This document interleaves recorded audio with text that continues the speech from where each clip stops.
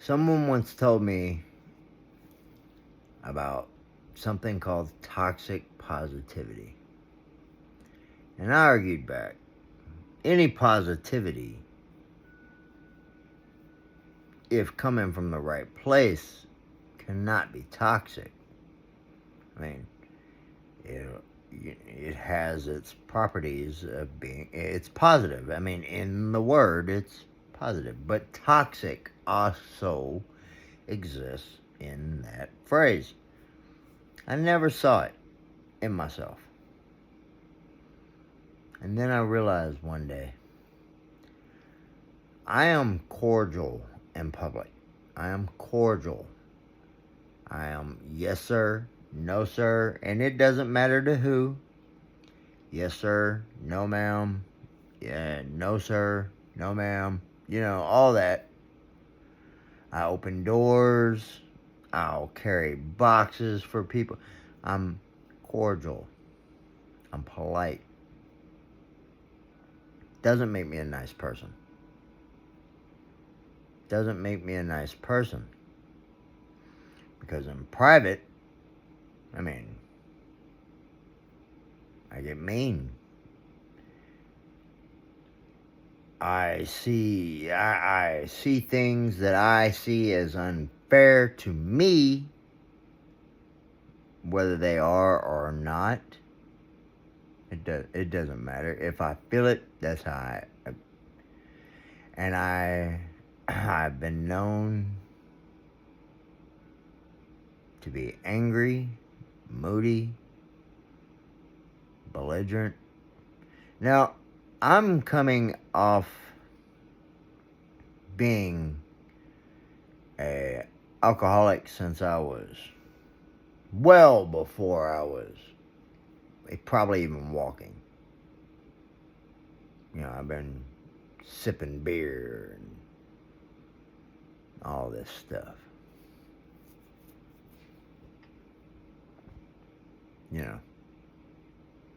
I'm now 49. I'm about, and I'm sober, and all these things that I thought I knew, I have to throw them out, because toxic positivity is what I was doing for sure, because I would post, blah, blah, blah, and then turn around and post some of the most heinous, mean, disrespectful shit, like a double negative almost, But then at the same time, I'd post a sunshine with a flower and a puppy dog, and I have to be honest with myself and you. I don't like pretty much anybody. I'm not a people person. I come off as a people person, but I'm not. I don't really like, as much as I do, I don't. I really can't. My home, I've lived here about 2 years, and I can count how many people have been here on one hand. It's not because they don't want to visit me, because I don't invite anyone. There's one person that I want to spend all my time with, and that's it. And it's all I got the emotional aptitude to really, because I do have a part-time job, and believe it or not, it's dealing with the public. But when I'm done with that, I only have space mentally and emotionally for one person. And that's one person. If it wasn't for that one person, I'd probably be drinking. I'd come home and same thing that I've been plagued with my whole life. It would probably be that every day, because I've latched on to this person, And this person latches onto me, loves me too, but I do feel that my latching on is a little too strong for this individual because, I'm a little much, you know. I'm very emotional. When I get mad, I'm mad. And it's hard for me to hide it. And it's the same with that individual. Same with that individual. We both have a lot of issues and trauma that we're working through. And it gets hard sometimes to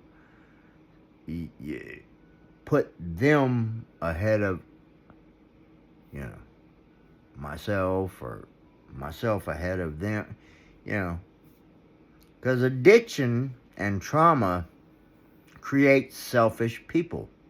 It does. It creates a selfish mindset because you're living on survival. Imagine being in a jungle and you're by yourself and you're defending yourself against tigers and lions, and you get this whole routine down now, and then you run across another person who's doing the same, but their technique is different. And you come together for survival, but you clash because of your ways of survival are so different. They conflict. Oh, no, I set the trap this way. No, I set it this way. It's not impossible, but it's hard.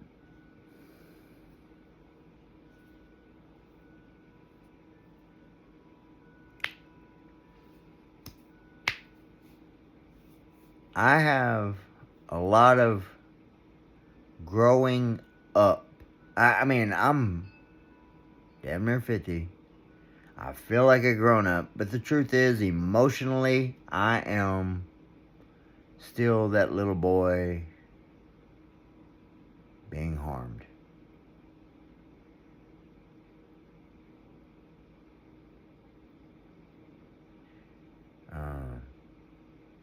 It's never going to be easy.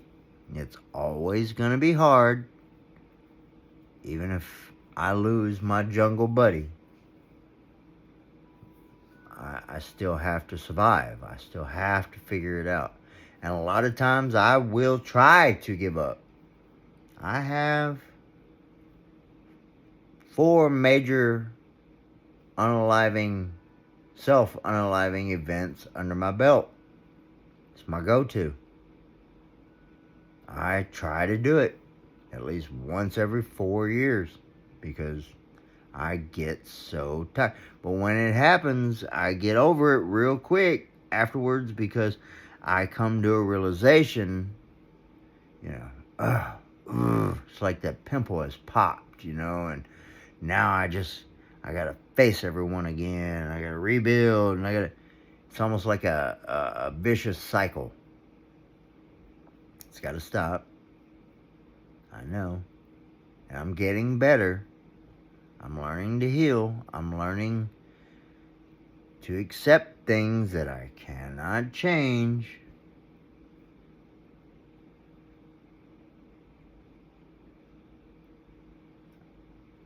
Anyway, I don't really know the point of this video, other than if I've hurt you, if I've been mean to you in the past, toxic positivity, I hit you with that, oh, I'm sorry, and then try to do,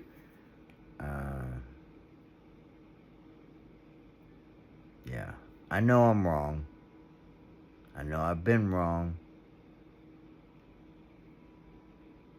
And I know my personal growth doesn't fix anything for you. But no, I am holding myself accountable. And I'll stop with the toxic positivity. Gonzo out. Trauma hurts. lifelong. Stop hurting children.